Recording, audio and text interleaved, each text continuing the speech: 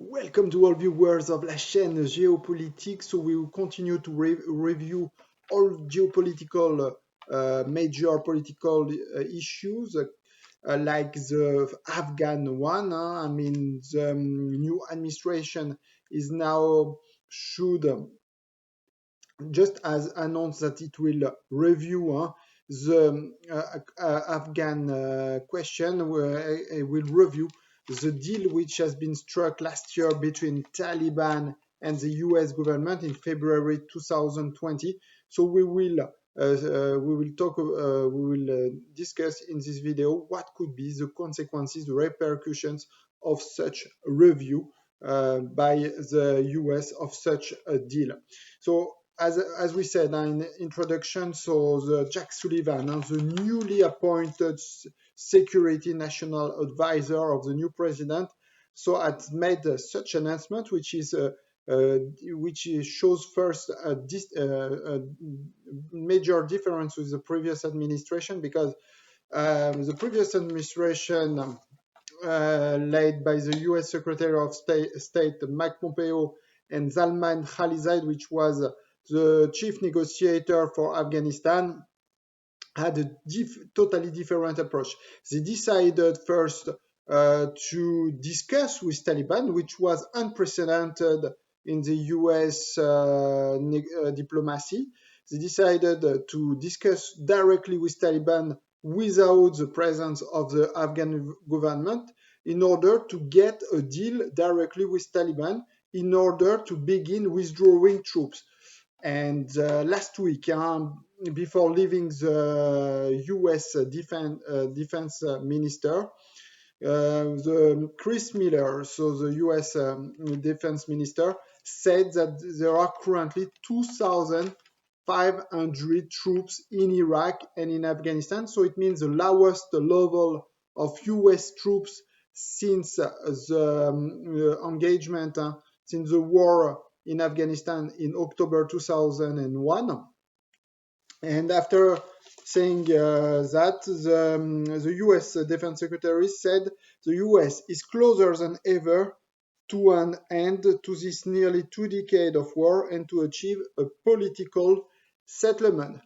However, this optimism from Chris Miller, the outgoing defense secretary, has been mixed, or has not been shared by the newly appointed national security advisor Jack Sullivan, who said that he will review this deal. So it means that right now we do not expect another withdrawal of the troops.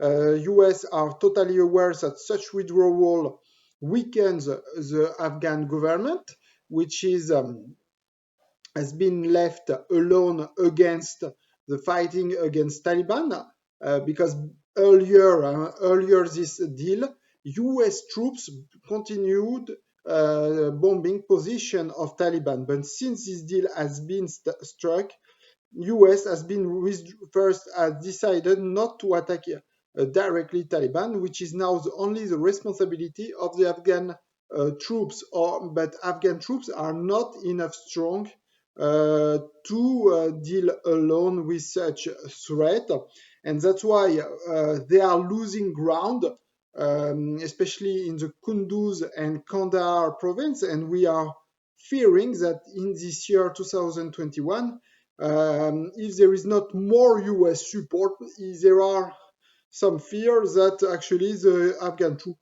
could lose even entire cities in the Kandahar or in the Kunduz province. So that's why the new administration in the United States are aware of such a threat and do not want to continue probably such withdrawal of troops. And even we can think, maybe it's also likely that they could increase the number of US troops like they did in 2009, at that time when Joe Biden was vice president. He decided to increase the number of US troops due to the deteriorating situation, and we could also think that such a decision could be made due to the deteriorating situation right now also in Afghanistan in 2021. Just for your information, there are daily attacks on journalists right now in Afghanistan. And on judges, on police, we have daily attacks in Kabul on daily basis, and those violence happen on the backdrop of negotiation right now in Doha, in Qatar, which has not led to political settlement, to a permanent ceasefire as expected when negotiations started in September. And the reason behind that is probably that both parties, especially Taliban, due to the fact that the previous U.S. administration were let's say so supportive of a U.S. troop withdrawal that they did not condemn, or they didn't threaten Taliban, that they did not live up to their commitments. And so it was a bit green light for them to attack the Afghan troops and even civilians. But this administration has totally different approach.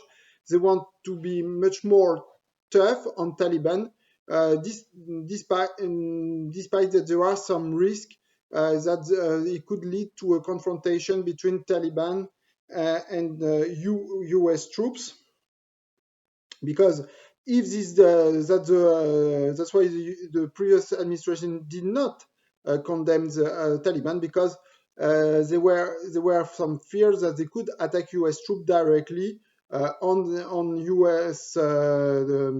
Bases like the Bagram U.S. base, and that let's say that there is some it could be that Taliban could attack directly, not only Afghan troops like it is the case now, but also U.S. troops. So it will be a very, let's say, it will be very interesting to see what would happen in this year 2021, because as we see, as declared Mr. Miller, the previous U.S. Defense Secretary, we have never been so close to the peace. But some voices are very different and are much more pessimistic, like the Jack Sullivan one, the newly appointed Secretary National of Security Advisor, which warned about the deteriorating situation and wants to review this deal. So where exactly this new year 2021 will lead us in Afghanistan it remains unclear, but still there are much more, let's say, pessimism. It's maybe probably sound much more realistic actually, due to the situation, due to the fact that Taliban probably have never been also so close to peace for some people, but also have never been so close to power for some other people, for some other observers. And some observers, experts, think that they are able to, as I said earlier in this video, to gain control of some cities in Afghanistan. So it would mark probably the return of Taliban in power, maybe not in Kabul, but in some other cities in Afghanistan. So it will be, we see we are at the junction point in 2021. Either Afghanistan will go to peace, or will go to return to the dark years of 1990s, when there was a terrible war in 1996, which led to the Taliban to take power in Kabul in 1996. So we will see on this year 2021 will mark a very, it's not yet clear which will be the path which will take Afghanistan this year.